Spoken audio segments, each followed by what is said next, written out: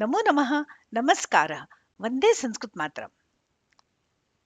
आज के इस वीडियो में मैं डॉक्टर सुनीता थत्ते आपको पढ़ाने जा रही हूँ तकारांत शब्दों को आसानी से याद करने की कुछ सरल युक्तियां।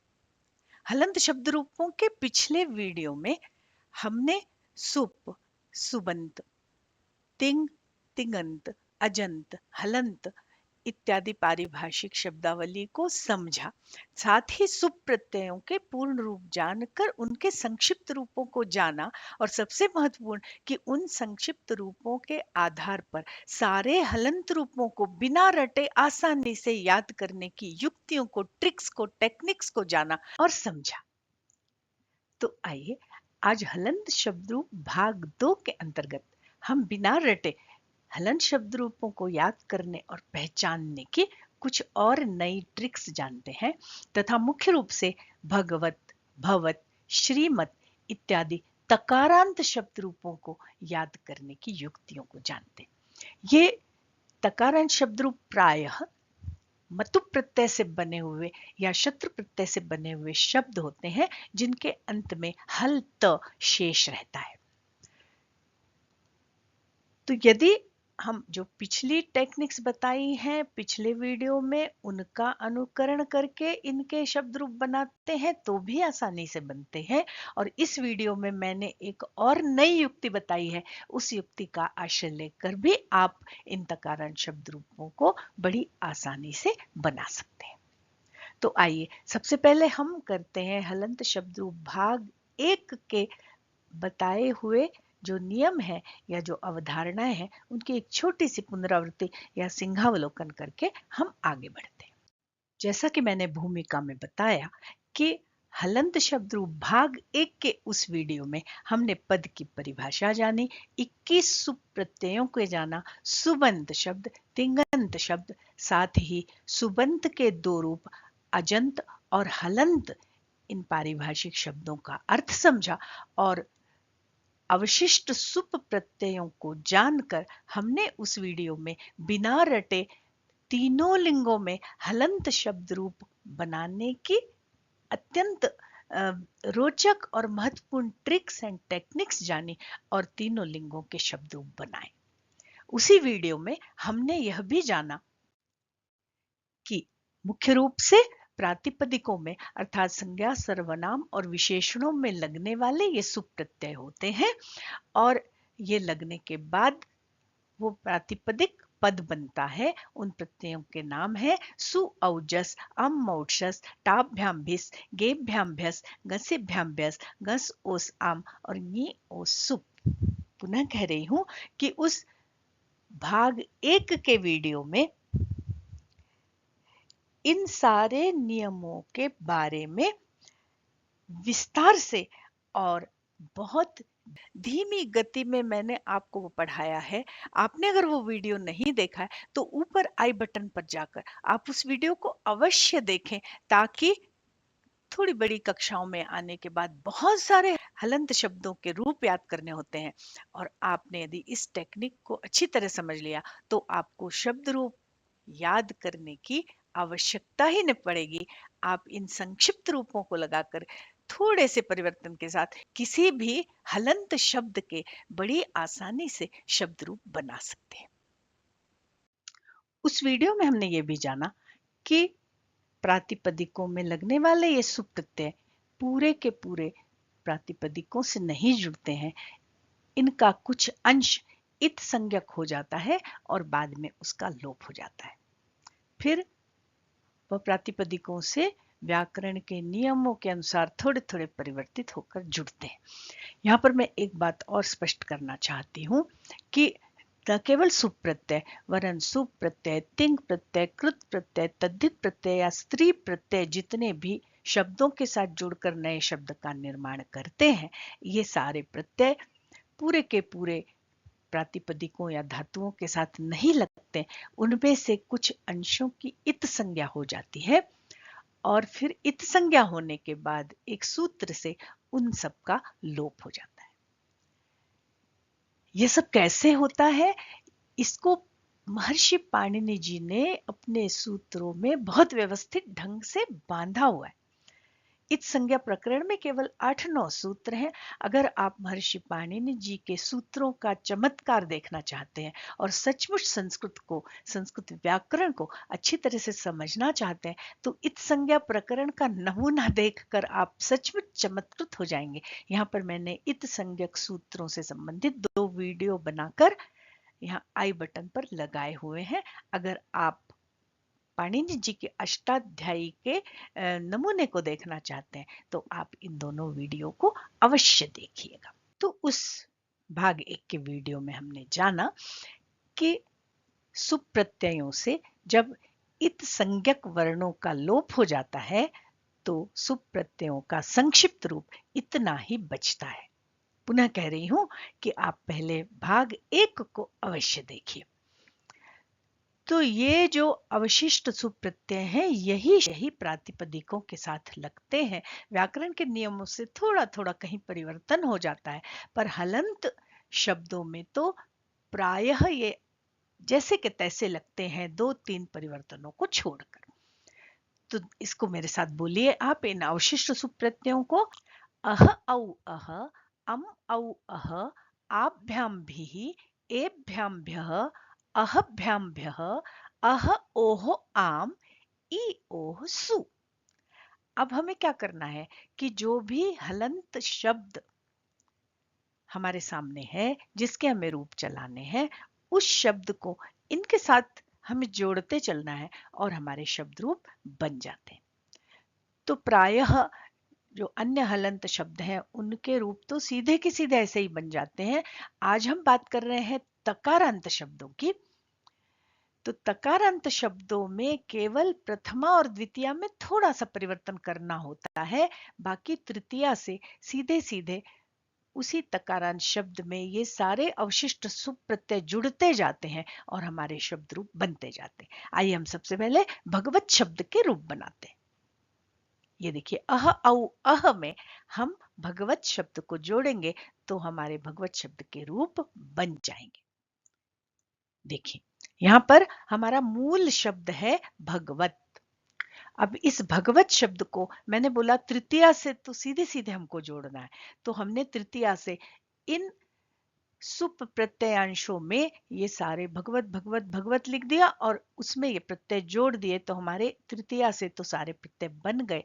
बस प्रथमा और द्वितीया के 2-3 स्थानों पर हमको यहाँ एक न और बीच में आ जाता, भगवत की जगह भगवंत शब्द हो जाता है, वो भी त हलंत। त तो हलंत ही है, इस भगवत में एक यहाँ पर एक न और जुड़ जाता है। तो भगवंत भगवंत, ये देखिए, भगवंत भगवंत भगवंत और भगवंत, यहाँ पर इन 4 स्थानों पर केवल भगवत की जगह हमको भगवंत जोड़ना है और बाकी तो हर स्थान पर हमको भगवत ही जोड़ना है इन संक्षिप्त सुप्रत्ययों में। तो देखिए, भगवान, बस प्रथमा का एक वचन हमको हरि शब्द रूप में याद करना होता है। भगवान, भगवत का प्रथमा का एक वचन बना भगवान। अब 4 जगहों पे हमने जोड़ा भगवंत और वही अह औ अह अम औ अह आभ्याम भी, एभ्याम भ्य, अहभ्याम भ्य, अह ओ आम, ई ओ सु। तो देखिए, भगवन्तौ भगवन्तः, भगवन्तं भगवन्तौ, भगवतः, भगवता, भगवद्भ्याम भगवद्भिः, भगवते भगवद्भ्याम भगवद्भ्यः, भगवतः भगवद्भ्याम भगवद्भ्यः, भगवतः भगवतोः, भगवतां भगवति भगवतोः, भगवत्सु। ये संक्षिप्त सुप्रत्यय जोड़ने के बाद हम इनको साथ में लिखकर एक बार देख लेते हैं। ये देखिए, ये रूप बनेंगे हमारे, भगवान भगवंतो भगवंतः, मेरे साथ बोलिए, भगवान भगवंतो भगवंतः, भगवंतं भगवंतो भगवतः, भगवता भगवद्भ्याम भगवद्भिः, भगवते भगवद्भ्याम भगवद्भ्यः, भगवतः भगवद्भ्याम भगवद्भ्यः, भगवतः भगवतोः भगवतां, भगवति भगवतोः भगवत्सु। और ये संबोधन में भगवान की जगह यहाँ भगवन हो जाता है, बाकी द्विवचन और बहुवचन में वही हे भगवन, हे भगवंतौ, हे भगवंतः, ऐसे रूप चलते हैं। आइए अब हम भवत शब्द के रूप बनाते हैं। देखिए, उसी टेक्निक से बनाना है। भवत के प्रथमा का एक वचन हमको याद करना है, भवान। और इस भवत के बीच में एक न आ जाएगा इन 4 स्थानों पर। भवंत, भवत की जगह हो जाएगा भवंत, और बाकी वही संक्षिप्त रूप जुड़ेंगे। भवान भवन्तौ भवन्तः, भवन्तं भवन्तौ भवतः, भवता भवद्भ्याम भवद्भिः, भवते भवद्भ्यां भवद्भ्यः, भवतः भवद्भ्यां भवद्भ्यः, भवतः भवतोः भवतां भवति भवतोः भवत्सु। अब आप यहाँ सोच रहे होंगे कि ये बाकी जगह तो भवत लिखा है, यहाँ भवद क्यों हो गया? यहाँ देखिए 6 स्थानों पर भवद हो गया है, वो संधि के नियम से हुआ है। बाकी सब स्थानों पर स्वर हैं, तो ये स्वर के साथ सीधे सीधे ये त जुड़ गया है, और यहाँ पर भी सु है तो यहाँ पर भी सीधे सीधे त जुड़ गया है। पर इन 6 स्थानों पर ये तृतीय वर्ण आ रहा है, इसलिए इस त को भी तृतीय वर्ण होके द बन गया है। इसलिए तृतीया, चतुर्थी और पंचमी के द्विवचन और बहुवचन में प्रथम के स्थान पर तृतीय वर्ण हो जाएगा, अर्थात त के स्थान पर द हो जाएगा। बाकी सारे रूप ऐसे ही रहेंगे। चलिए ये देखिए, भवान भवंतो भवंता। आप भी मेरे साथ बोलिए, जितनी बार बोलेंगे ना उतनी जल्दी आपको शब्द रूप याद हो जाएंगे। भवान भवंतो भवंतः, भवंतम भवंतो भवतः, भवता भवद्भ्याम भवद्भिः, भवते भवद्भ्याम भवद्भ्यः, भवतः भवद्भ्याम भवद्भ्यः, भवतः भवतोः भवताम, भवति भवतोः भवत्सु। यहाँ पर संबोधन नहीं है, क्योंकि भवत शब्द सर्वनाम है और सर्वनामों में संबोधन नहीं होता। यह तो ही पहली युक्ति या पहली ट्रिक जो हमने भाग 1 में समझी, और संक्षिप्त सुप प्रत्ययों को लगाकर हमने हलंत शब्द रूपों को आसानी से बना लिया। अब यहां मैं आपको बताने जा रही हूं एक दूसरी टेक्निक, दूसरी युक्ति या दूसरी ट्रिक, जिसके आधार पर आप तकारांत शब्द रूपों को बड़ी आसानी से बना सकते हैं। आपने भवत या भगवत इसके शब्द रूप यदि याद कर लिए, तो उसमें से भ या भग को हटा दीजिए, केवल वत के रूप दिखे तो वत के रूप बनेंगे। वानवंतौ वंतः, वंतम वंतौ वंतः, वता वद्भ्याम वद्भि, वते वद्भ्याम वद्भ्य, वतः वद्भ्याम वद्भ्य, वतः वतोः वताम, वति वतोः वत्सु। हे वन, हे वंतौ, हे वंतः। आपने अगर इतना याद कर लिया तो जितने भी वत वाले शब्द होंगे उनके रूप बड़ी सरलता से कैसे बनेंगे वो देखिए। ये देखिए यहाँ धनवत शब्द है। अब हमने वानवंतो वंत में धन धन धन धन शब्द जोड़ दिया, तो हमारे धनवत शब्द के रूप बन गए। धनवान धनवंतो धनवंत, धनवंतम धनवंतो धनवत, धनवता धनवद्भ्याम धनवद्भि, धनवते धनवद्भ्याम धनवद्भ्य, धनवतः धनवद्भ्याम धनवद्भ्य, धनवतः धनवतोः धनवताम, धनवति धनवतोः धनवत्सु। हे धनवत, हे धनवंतो, हे धनवंतः। इसी तरह यदि हमें बलवत शब्द के रूप बनाने हैं, तो देखिए वत, जो वत है इसके रूप तो हमारे बने हुए हैं। वान वंतो वंत हमने भी बनाए थे, और मैंने दूसरे रंग से यहाँ बल शब्द को प्रदर्शित किया। अब हम इसी वान वंतो वंत में बल शब्द जोड़ते जाएंगे, तो हमारे बलवत शब्द के रूप बन जाएंगे। तो मेरे साथ बोलिए, बोलना बहुत महत्वपूर्ण है। चलिए हम इसको पढ़ते हैं। बलवान बलवंतो बलवंतः, बलवंतम बलवंतो बलवतः, बलवता बलवद्भ्याम बलवद्भि, बलवते बलवद्भ्याम बलवद्भ्य, बलवतः बलवद्भ्याम बलवद्भ्य, बलवतः बलवतोः बलवताम, बलवति बलवतोः बलवत्सु। हे बलवन, हे बलवंतो, हे बलवंतः। अब हम बनाएंगे तकारांत श्रीमत शब्द के रूप। देखिए यहाँ पर है तो तकारांत ही, पर वत नहीं है, मत है। मतु प्रत्यय जिन शब्दों में लगता है, तो अगर वो शब्द अकारांत और आकारांत हो तो उसमें वत जुड़ता है, पर वो किसी अन्य स्वर से अंत हो रहा है तो मत जुड़ता है। जैसे श्रीमान, बुद्धिमान, शक्तिमान आदि। तो यहाँ पर हम श्रीमत शब्द के रूप बनाएंगे। पहले हम अपनी पहली टेक्निक से अह औ अह, अम औ अह, ये सारे जो संक्षिप्त रूप हमने याद किए थे वो हम यहाँ लगाएंगे। अह औ अह, अम औ अह, आभ्याम भी, एभ्याम भ्यः, अहभ्याम भ्यः, अह ओह आम, ई ओह सु। तो क्या करेंगे हम, ये श्रीमत शब्द जो है वो तृतीया से तो हम सारे शब्दांशों के साथ सुप के जो प्रत्यांश है उसके साथ हम जोड़ देंगे, द्वितीया के बहुवचन में भी हम जोड़ देंगे। बस प्रथमा और द्वितीया के इन चार स्थानों में श्रीमत के बीच में एक न आ जाएगा, श्रीमंत बनेगा और हमारे रूप बनेंगे श्रीमान, श्रीमंतो, श्रीमंत। आइए दूसरी स्लाइड पर बने हुए रूप देखते हैं और मेरे साथ आपको बोलना भी है। चलिए बोलिए, श्रीमान, श्रीमंतो, श्रीमंतः, श्रीमंतम, श्रीमंतो, श्रीमतः, श्रीमता, श्रीमद्भ्याम, श्रीमद्भि, श्रीमते, श्रीमद्भ्याम, श्रीमद्भ्य, श्रीमतः, श्रीमद्भ्यां, श्रीमद्भ्यः, श्रीमतः, श्रीमतोः, श्रीमताम, श्रीमति, श्रीमतोः, श्रीमत्सु, हे श्रीमन, हे श्रीमंतो, हे श्रीमंतः। ये पहली टेक्निक से हमने श्रीमत शब्द के रूप बनाए। अब हमें श्रीमत शब्द के अगर रूप याद हो गए हैं तो हम दूसरी युक्ति का सहारा लेकर बहुत सारे मतु प्रत्ययांश शब्द रूपों को बना सकते हैं जिनके अंत में मत है, जैसे श्रीमत, शक्तिमत, बुद्धिमत इत्यादि। तो हमें करना क्या है, इस श्रीमान, श्रीमंतो, श्रीमंतः में से श्री शब्द को हटा देना है, तो मत के रूप हमारे सामने आ गए, मान मंतो मंतः, मंतम मंतो मंतः। ये देखिए, मान मंतौ मंतः, मंतम मंतौ मतः, मता मद्भ्याम मद्भि, मते मद्भ्याम मद्भ्यः, मतः मद्भ्याम मद्भ्यः, मतः मतोः मताम, मति मतोः मत्सु, हे मन, हे मंतौ, हे मंतः। अब हमें जिस भी मतु प्रत्ययांत शब्द के शब्द रूप बनाने हैं, तो मतुप के तो ये रूप बन गए मान मंतौ मंतः, उस शब्द को हम इसमें जोड़ते जाते हैं। जैसे शक्ति प्लस मतुप, तो हम शक्ति शक्ति शक्ति जोड़ते जाएंगे, हमारे रूप बन जाएंगे। बुद्धि प्लस मतुप, तो मान मंतो मंतः में हम बुद्धि बुद्धि जोड़ते जाएंगे, हमारे शब्द रूप बन जाएंगे। तो आइए हम सबसे पहले बनाते हैं बुद्धिमत शब्द के रूप। तो देखिए, हमने मान मंतो मंतः में बुद्धि बुद्धि जोड़ दिया, उसको लाल रंग से अलग प्रदर्शित किया है मैंने, और हमारे ये बुद्धिमत शब्द के रूप बन गए हैं। बुद्धिमान, बुद्धिमंतो, बुद्धिमंतः, बुद्धिमंतम, बुद्धिमंतो, बुद्धिमतः। आप यहाँ पर स्क्रीनशॉट लेकर इनको उतार सकते हैं। चलिए इसी टेक्निक से दूसरे शब्द रूप बनाते हैं हम धनवत शब्द के।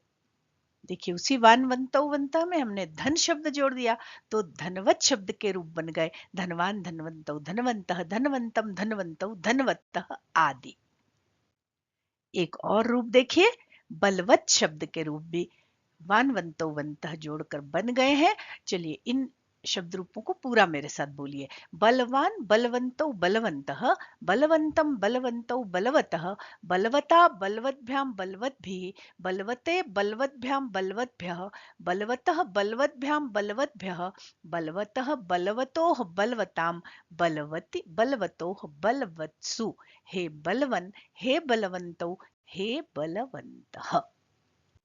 यहाँ पर एक बात स्पष्ट करना चाहती हूँ कि इन शब्दों को आप पहली टेक्निक से भी बड़ी आसानी से बना सकते हैं। देखिए, बुद्धिमत शब्द के रूप यहाँ पर मैंने बना के रखे हैं, अह औ अह अम औ अह इत्यादि लगाकर।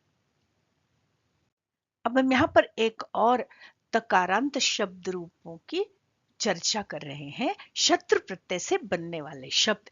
ये विशेषण शब्द होते हैं और विशेषण विशेष्य भाव के अंतर्गत इनसे बने हुए शब्दों के हमें रूप चलाने ही होते हैं। तो इन सारे शब्दों के शब्द रूपों को भी हम इसी टेक्निक से बड़ी सरलता से बना सकते हैं। केवल प्रथमा के एक वचन में थोड़ा सा अंतर है, बाकी सारे शब्द रूप इसी तरह भगवत शब्द के समान ही बनेंगे। ये देखिए, गम धातु से बना हुआ शत्रु प्रत्यय का शब्द बनता है गच्छत, और ये तृतीया से तो वही आभ्याम भी एभ्याम भी हमने लगाया गच्छत शब्द में, और ये हमारे शब्द रूप बन गए। प्रथमा और द्वितीय में भी एक न बीच में आ गया, गच्छन्त गच्छन्त गच्छन्त गच्छन्त। केवल प्रथमा के एक वचन में हमने भगवान, भवान, धनवान आदि शब्द बनाए थे। यहाँ गच्छान नहीं बनता है, यहाँ पर ह्रस्व अ ही होता है। गच्छन, पठन, लिखन ऐसे रूप बनते। तो केवल प्रथमा का एक वचन परिवर्तित है, अभिवतुप और मतुप प्रत्यय के जो हमने शब्द रूप बनाए उनसे बाकी पूरे शब्द रूप उसी तरह बनेंगे। तो आइए मेरे साथ बोलिए, गच्छन् गच्छन्तौ गच्छन्तः, गच्छन्तं गच्छन्तौ गच्छतः, गच्छता गच्छद्भ्यां गच्छद्भिः, गच्छते गच्छद्भ्यां गच्छद्भ्यः, गच्छतः गच्छद्भ्यां गच्छद्भ्यः, गच्छतः गच्छतोः गच्छतां, गच्छति गच्छतोः गच्छत्सु, हे गच्छन्, हे गच्छन्तौ, हे गच्छन्तः। इसी प्रकार पठत के पठन पठन्तौ पठन्तः, लिखत के लिखन लिखन्तौ लिखन्तः, या इसी तरह के शृण्वत के शृण्वन् शृण्वन्तौ शृण्वन्तः इत्यादि शब्द रूप आप इसी तर्ज पर आसानी से बना सकते हैं। आशा है कि बिना रटे हलंत शब्द रूपों को याद करने की ये ट्रिक्स और टेक्निक्स आपके काम की होंगी, आपको अच्छी लगी होंगी। तो जल्दी से वीडियो को लाइक करें, अपने मित्रों के साथ शेयर करें, अपने अच्छे कमेंट्स दें और चैनल को सब्सक्राइब करें। आज के लिए बस इतना ही। बहुत शीघ्र मिलते हैं किसी नूतन अवधारणा के साथ। तब तक के लिए नमस्कार। जयतु संस्कृतम, जयतु भारतम, पुनर्मिलामः।